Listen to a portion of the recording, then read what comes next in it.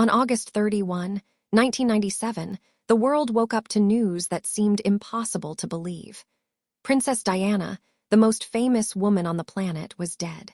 She had been killed in a car crash in Paris, fleeing from paparazzi photographers who were chasing her through the streets of the city. The woman who had been loved by millions, who had revolutionized the role of the British royal family, who had dedicated her life to helping the poor and the sick, was gone at just 36 years old. But the story of Princess Diana is not simply a story about a tragic death. It is a story about a young girl who was thrust into one of the most powerful institutions in the world, who struggled to find her place within that institution, who faced unprecedented pressure and scrutiny from the media and the public, and who ultimately paid the ultimate price for her refusal to conform to the expectations placed upon her. This is the story of Diana Spencer, a girl from a noble but not particularly distinguished family, who became a princess, who became a people's princess, and who became one of the most important cultural figures of the 20th century. But it is also a story of isolation, of heartbreak, of bulimia and depression, of a marriage that was doomed from the start, and of a woman who was crushed beneath the weight of an impossible situation. This is the heartbreaking truth about Princess Diana. Diana Spencer was born on July 1, 1961, into a world of privilege but not extraordinary fame. Her family, the Spencers, were an aristocratic family with connections to the British royal family. They owned substantial estates in England. They had wealth and social standing, but they were not royalty. They were nobility, a different thing entirely. Diana grew up in Norfolk, in the English countryside, the youngest daughter of Earl John Spencer and Frances Roch Spencer. She had an older sister, Jane, and an older brother, Charles. Her childhood was one of considerable privilege: large houses, private education, access to everything that wealth and aristocracy could provide. But her childhood was also marked by emotional trauma that would shape the rest of her life. When Diana was just 6 years old, her parents' marriage fell apart. Her mother, Frances, left the family home and moved to London. The reason for the separation was complex and painful. Her father had wanted more children. Her mother did not. The marriage could not survive that fundamental disagreement. For a 6-year-old girl, the separation of her parents was devastating. She was too young to understand the adult complications that had led to the breakdown of the marriage. What she understood was that her mother had left. What she understood was that her father was sad. What she understood was that the family she had known was broken. This abandonment by her mother would shape Diana's personality and her relationships for the rest of her life. She would spend much of her adult life seeking love and approval, trying to fill the void that had been created by her mother's departure. She would struggle with issues of abandonment and rejection. She would have difficulty trusting that people who loved her would stay with her. Diana was sent to boarding school, as was common for children of her class and era. Boarding school was meant to be a privilege, an education from the best institutions in the country. But for Diana, it was another form of abandonment. She was sent away from home. She was separated from her family. She was placed in an environment where emotional expression was discouraged and conformity was expected. She survived boarding school, but she did not thrive. She was not an exceptional student. She did not stand out academically. She was simply a girl trying to navigate the confusing and often cruel world of boarding school, trying to deal with her trauma of her parents' separation, trying to understand what love meant when the two people who should have loved her unconditionally had failed to keep their family together.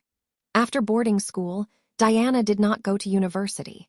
Instead, she went to a finishing school, an institution designed to prepare young women of the aristocracy for their role in society, which was essentially to find a suitable husband and to marry well. At finishing school, Diana learned etiquette, social graces, and the skills that were considered necessary for a woman of her standing. She learned how to host a dinner party. She learned how to conduct herself with dignity. She learned what was expected of her as a woman of the British aristocracy. But she was not particularly suited to this role. She was not naturally graceful. She was not naturally confident. She was a shy girl who was trying to fit into a world that did not seem to fit her. After finishing school, Diana returned to London. She took a job as a kindergarten teacher, which suited her well. She loved children. She was patient with them. She enjoyed helping them learn and grow. She also worked as a nanny for a wealthy family. She did ballet lessons for a time, though she was not particularly talented. She was simply a young woman trying to figure out who she was and what her place in the world was. She lived in a small apartment in London with friends. She went to nightclubs and parties. She had relationships with young men. She was, in many ways, a normal young woman of her era and her class, trying to figure out life, trying to find love, trying to understand what the future held for her. She had no idea that her future was about to change in ways that would transform her life completely. In the late 1970s, Diana Spencer's family began to develop a closer connection with the British royal family. Her father knew Prince Charles. Her sister Jane worked in the royal household. The Spencers and the royals moved in the same circles. They attended the same events. They knew each other in the way that aristocratic families know each other. Diana first met Prince Charles when she was a teenager. He was much older than her, 10 years older. He was the heir to the British throne. He was not simply a man. He was destiny. He was the future king of England. He was one of the most eligible bachelors in the world. But by the time Diana was a teenager, Prince Charles had already lived much of his life. He had served in the military.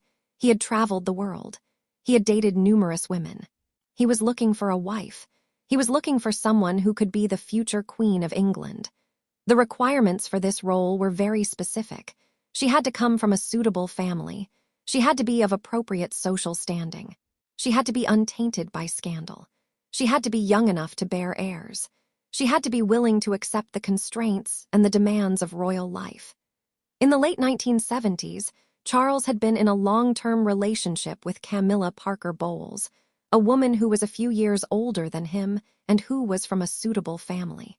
By all accounts, Charles loved Camilla deeply, but Camilla was not considered suitable to be queen. She was divorced. She had been married before. This made her unsuitable in the eyes of the royal family and the establishment. Charles was pressured to end his relationship with Camilla and to find a suitable wife. He was told that if he wanted to eventually be king, he would need to marry a woman who was young, virtuous, and acceptable to the British public and the establishment. The pressure was intense. The expectations were clear. Charles needed to find a wife, and largely through the machinations of his friends and his advisors, he began to look in Diana Spencer's direction. In 1980, when Diana was 19 years old, Prince Charles began to pay attention to her. He invited her to various royal events. He spent time with her. He seemed to be evaluating her as a potential bride. From Diana's perspective, this must have felt like a fairy tale. She was a young woman who had experienced abandonment by her mother, who had struggled with her sense of self-worth, who had spent much of her youth trying to figure out who she was and what she wanted from life. And suddenly, the most eligible man in the world, the future king of England, was paying attention to her. He was interested in her. He seemed to like her. It was the kind of romantic story that young women dream about. It did not occur to Diana, at least not consciously, that this was not a love story in the traditional sense. It did not occur to her that she was being evaluated for a specific role. It did not occur to her that Charles did not love her in the way that she was beginning to love him. She saw a handsome, older man who seemed to be interested in her, and she believed that this was the beginning of a beautiful romance. In February 1981, Prince Charles proposed to Diana. He did not get down on one knee in a moment of passionate spontaneity. The proposal was formal, official, and arranged, but Diana said yes. She was 19 years old. She was about to become the Princess of Wales. She was about to become the future Queen of England.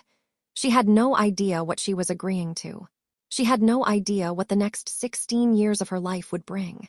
She had no idea of the pain that was waiting for her. She had no idea that she was about to become one of the most famous women in the world, and that this fame would bring her not happiness but misery. On July 29, 1981, Diana Spencer married Prince Charles in one of the most watched events in human history. The wedding was held at St. Paul's Cathedral in London. It was attended by thousands of guests, including heads of state and royalty from all over the world. It was watched on television by an estimated 750 million people around the world. It was, by any measure, one of the most significant events of the 20th century. Diana looked like a princess from a fairy tale. She wore a white wedding dress with a train that was 25 feet long. She wore a tiara. She carried a bouquet of flowers. She walked down the aisle on her father's arm to one of the most recognizable pieces of music in the world, the wedding march. When she reached the altar, Prince Charles was waiting for her. He looked handsome in his naval uniform. They exchanged vows. They exchanged rings. They kissed. And in that moment, Diana became the Princess of Wales. The British public was enchanted. Here was a young woman who seemed to be a modern Cinderella. She had come from a respectable but not particularly distinguished family. She had been chosen by a prince. She was going to be queen. She was going to live in palaces. She was going to be one of the most powerful women in the world. The public loved her. She was young, beautiful, and seemingly innocent. She seemed like someone who could bring warmth and humanity to the sometimes cold and formal world of the British royal family. The media coverage was enormous. Every detail of the wedding was analyzed and discussed. Every photograph was published and examined. Every moment was preserved and celebrated. It seemed like a perfect fairy tale. But fairy tales, by their very nature, are not real. They are stories. They are fantasies. They are not how actual human relationships work. And the reality of Diana and Charles's marriage was very different from the fairy tale that the world had been sold. In the immediate aftermath of the wedding, Diana was living in a state of shock. She had been catapulted from relative obscurity to being one of the most famous women in the world. Everywhere she went, people recognized her. Cameras followed her. The media wanted to know everything about her, what she was wearing, what she was doing, what she was thinking. The pressure was immense. She was now a member of the royal family. She had to learn the protocols, the rules, the expectations. She had to learn how to be a princess. She had to learn how to present herself in public. She had to learn how to conduct herself with dignity and grace at all times. She was expected to be perfect. She was expected to fulfill her role as the future queen. She was expected to bear children, specifically male heirs to continue the Windsor line. Everything in her life was now public. There was no privacy. There was no space to simply be herself and to figure out who she was. She was the Princess of Wales. That was now her primary identity. And she had to live up to all the expectations and demands that came with that title. Almost immediately, Diana began to struggle. She realized very quickly that her marriage was not what she had hoped it would be. She realized that Charles did not love her in the way that she loved him. She realized that he was still in love with Camilla Parker Bowles, the woman he had been forced to give up to marry her. She realized that she had made a terrible mistake, but it was too late to undo it. She was married to the future King of England. She was trapped. In the early years of her marriage, Diana began to experience the constraints of royal life in ways that became increasingly painful. She was living in Kensington Palace, one of the royal residences in London. She had staff attending to her every need. She had security following her constantly. She had no privacy. She had no freedom. She could not go anywhere without being followed. She could not do anything without it being documented and analyzed by the media. She was living a life that looked like a fairy tale from the outside, but that felt like a prison from the inside. She was expected to be cheerful and radiant at all times. She was expected to smile for the cameras. She was expected to be the gracious, dignified princess that the British public wanted her to be. But internally, she was falling apart. Her marriage was unhappy. Her husband was cold and distant. She felt isolated and alone. She was desperately seeking emotional support and finding none. She threw herself into her duties. She made public appearances. She attended state functions. She learned to be a princess. But inside, she was struggling with depression, with anxiety, with a deep sense of loneliness and abandonment. In 1982, Diana gave birth to her first son, William Arthur Philip Louis. The birth of an heir was cause for enormous celebration. The future king had been born. Diana was now the mother of the heir to the throne. This was her primary purpose in the royal family, to bear sons. She had fulfilled that purpose. But being a mother did not ease her emotional struggles. If anything, it made them more complicated. She was trying to be a good mother to her newborn son. She was trying to be a good wife to her husband. She was trying to be a good princess. And she was failing at all of it because she was broken inside. In 1984, Diana gave birth to a second son, Henry Charles Albert David, called Harry. Again, there was celebration. The royal family now had 2 heirs. Diana's duty was essentially fulfilled. She had given the royal family what they wanted, male heirs to continue the line. But she was not any happier.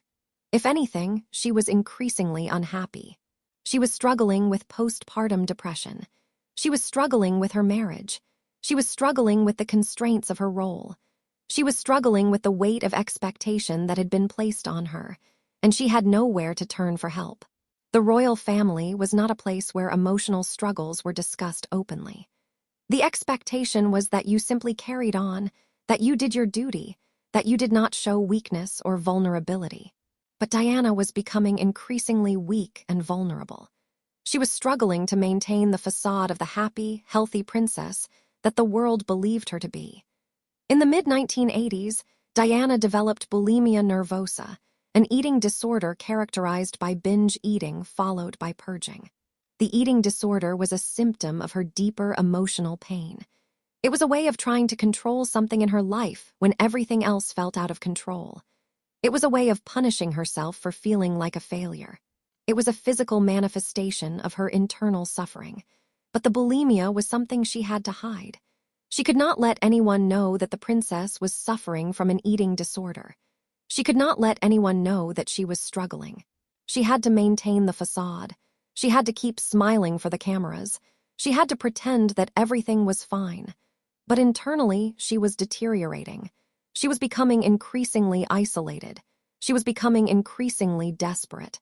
She was becoming increasingly unhappy. And the man who was supposed to be her partner through all of this, her husband, the future king, was distant and cold and emotionally unavailable. He was not there for her. He was not supporting her. He was pursuing his own life, his own interests, and his own relationship with Camilla Parker Bowles, even as he was married to Diana. Diana was trapped in a golden cage. She had everything that the world believed she should want: wealth, status, security, children, a palace. But she had none of the things that she actually needed: love, emotional support, genuine connection, freedom, privacy. She was becoming increasingly unhappy, and nobody seemed to notice or to care. Being. She had been failed by the paparazzi who had pursued her relentlessly. She had been failed by a culture that was obsessed with celebrity and with the details of famous people's lives. And in the end, that failure had contributed to her death. The funeral cortege was followed by millions of people as it processed through the streets of London. People wept openly. People left flowers. People stood in silence as Diana's coffin was carried past them.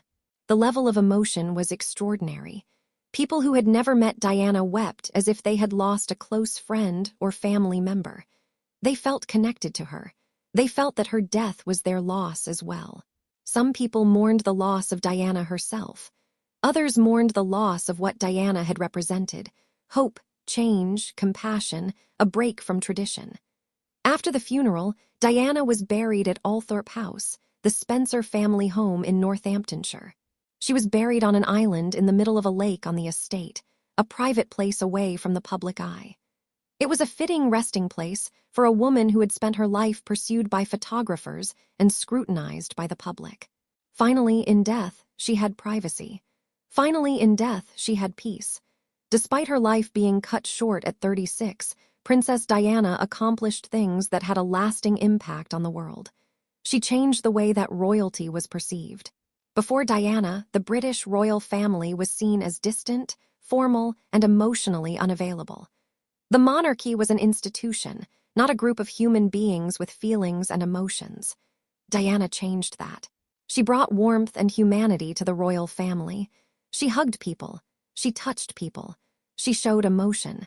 She cried publicly. She showed compassion and empathy. She refused to be bound by the rigid protocols that had always governed royal behavior. She showed the world that it was possible to be a member of the royal family and still be human. She changed the way that mental health and eating disorders were discussed publicly. When she revealed that she had struggled with bulimia, it was a shocking and significant moment. Mental health and eating disorders were not things that were openly discussed in the 1980s and 1990s. They were hidden. They were shameful. By speaking openly about her bulimia, Diana helped to destigmatize the disorder. She helped to open up conversation about mental health. She helped to make it acceptable to talk about these issues. In the decades since her death, mental health has become a topic that is discussed more openly, and Diana deserves some credit for that shift. She changed the way that AIDS patients were treated and perceived. In the 1980s, AIDS was a disease that was heavily stigmatized. People were terrified of it. Many people refused to touch AIDS patients or to be around them. There was enormous prejudice against people with AIDS, particularly against gay men who made up a significant portion of AIDS patients. Diana visited AIDS patients in hospitals. She touched them. She hugged them. She showed no fear, no disgust, no judgment. She treated them with dignity and compassion. Her actions helped to reduce the stigma around AIDS. She helped to change public perception of the disease. She helped to make it more acceptable to care for and to support AIDS patients. She brought attention to the issue of landmines and their impact on civilians around the world. She traveled to countries affected by landmines. She met with victims who had lost limbs to landmine explosions. She used her platform to campaign against landmines. While she did not live to see it, shortly after her death, many countries signed the Mine Ban Treaty, which prohibited the use of anti-personnel landmines. Diana's advocacy had played a role in bringing attention to this issue. She changed the way that children of divorcing parents were treated and perceived. Before Diana, when the heirs to the throne experienced parental divorce, it was seen as a scandal and a shame. But Diana fought to ensure that William and Harry had good relationships with both of their parents despite the divorce. She fought to ensure that her children had normal childhoods despite the extraordinary circumstances. She fought to ensure that divorce was not seen as something to be ashamed of. By doing this, she helped to change societal attitudes toward divorce and toward children of divorced parents. She showed the world that it was possible to go through a divorce and still be a good parent, still be a good person, still move forward with dignity and grace. She brought attention to homelessness and poverty. Diana visited homeless shelters. She met with homeless people. She treated them with the same respect and dignity that she showed to royalty and heads of state. She helped to reduce the stigma around homelessness. She helped to make visible people who were often invisible in society. She showed that compassion was not something that was reserved for the rich and powerful. Compassion was something that should be extended to everyone. She changed the perception of what it meant to be a princess or a queen.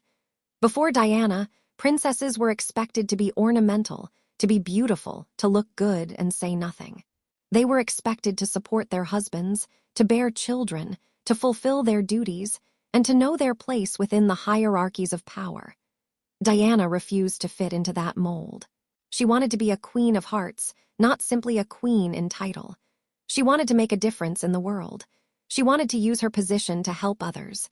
She wanted to be more than just an ornament or a symbol. She wanted to be a human being with agency and power. She wanted to matter, and she did matter. She mattered enormously.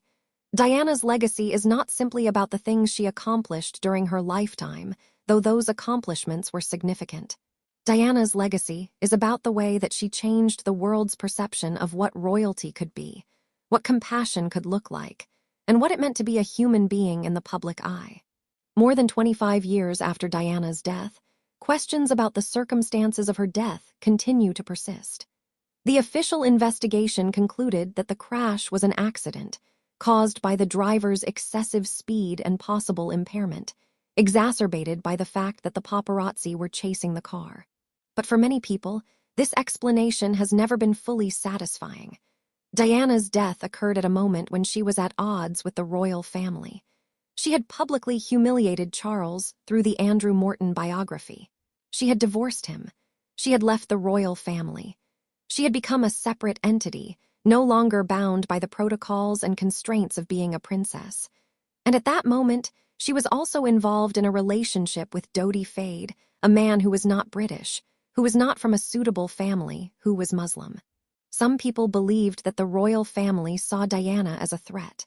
Some people believed that powerful forces within the British establishment did not want her to marry Dodi, to convert to Islam, to have his child, to become involved in a relationship that would complicate the line of succession and the image of the British royal family. Some people believed that Diana was killed to prevent these things from happening. These theories were fueled by several factors. First, there were inconsistencies in the official account of the crash. There were questions about the blood alcohol level of the driver.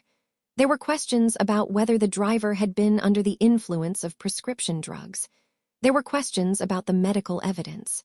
Second, some witnesses reported seeing a white Fiat Uno at the scene of the crash, a vehicle that was never identified and whose driver was never found. Some people believed that this vehicle had caused the crash by hitting Diana's car. Third, there was the question of why there were no security cameras or surveillance equipment that captured the crash in the Pont de El Alma tunnel, given that Paris is one of the most surveilled cities in the world. Fourth, there were reports from some witnesses that they had seen a bright flash of light before the crash, which some people believed was evidence of a deliberate attack rather than an accident. Fifth, there was the fact that Diana had been involved in several relationships that were controversial from the perspective of the royal family. Her involvement with Bari Manaki had been discovered and had resulted in his reassignment. Her involvement with James Hewitt, a cavalry officer, had also been controversial. Her involvement with Dodi Fade seemed to be crossing a line that the royal family found unacceptable. Some people believed that the royal family had decided that Diana was becoming too much of a liability, too much of a threat to the institution, and that she needed to be eliminated. In 2008, an inquest into Diana's death was held in London. The inquest examined all of the available evidence and heard testimony from witnesses. After weeks of testimony and examination of evidence, the jury concluded that Diana and Dodi had been unlawfully killed by the driver's reckless driving, driven by the pursuit of paparazzi.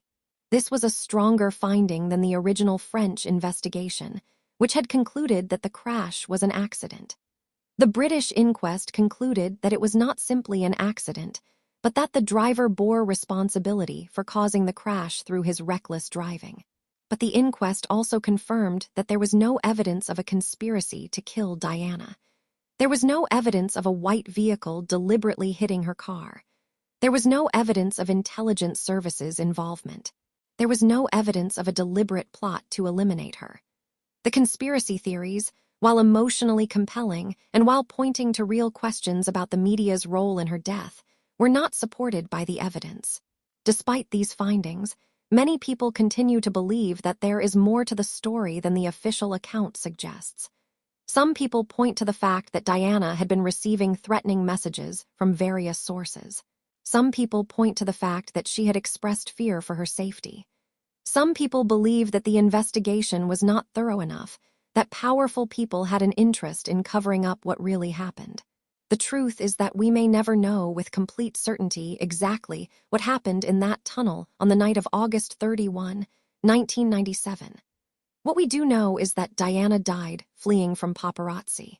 What we do know is that the media's obsession with her, the public's fascination with her, and the system of celebrity culture that treats human beings as entertainment all played a role in creating the conditions for her death. Whether the crash was a simple accident or something more sinister, the responsibility for Diana's death is shared by a culture that was obsessed with her, that pursued her relentlessly, and that was willing to sacrifice her privacy, her safety, and ultimately her life for photographs and stories. Diana's two sons, William and Harry, were 15 and 12 years old when their mother died. The death of a parent is always traumatic for a child, but for William and Harry, the death was compounded by the fact that it was so public, so sudden, and that it was partially caused by the media's obsession with their mother. In the immediate aftermath of Diana's death, William and Harry had to grieve their mother while the entire world watched. They had to walk behind their mother's coffin during the funeral procession. They had to attend the funeral. They had to deal with the media attention and the public sympathy, while also dealing with the very private grief of losing their mother. The grief affected each of them differently. William, as the older son, seemed to take on a more reserved role. He was more formal, more controlled in his expression of grief. Harry was more openly emotional. He showed his anger and his pain more openly. Both of them struggled with the loss of their mother. Diana had been their primary emotional support. She had been the parent who hugged them, who showed affection, who listened to them. Charles, their father, was more distant and formal. After Diana's death, William and Harry had to process their grief with Charles as their primary parental figure, but Charles was not equipped to provide the emotional support that they needed. William was 15 years old when Diana died. He was old enough to understand what had happened, to understand that his mother had been pursued by paparazzi and that this pursuit had contributed to her death. He was old enough to feel anger at the media, at the paparazzi, at the culture that had treated his mother as entertainment. Harry was 12 years old. He was old enough to understand the basic facts of his mother's death, but he did not fully understand the complexities.